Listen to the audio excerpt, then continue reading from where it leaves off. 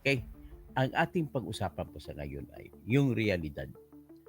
May lusot ba ang tanong diyan?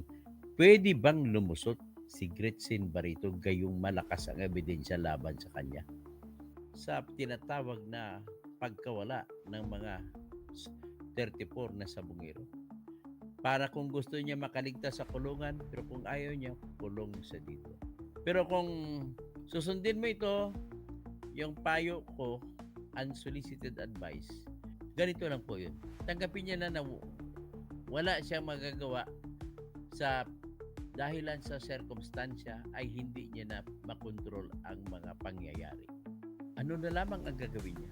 Tulungan mo po ang mga pamilya na naghahanap ng kani-kanilang mga kaanak na nawawala na hanggang ngayon ay hindi mo malalaman kung patay o buhay.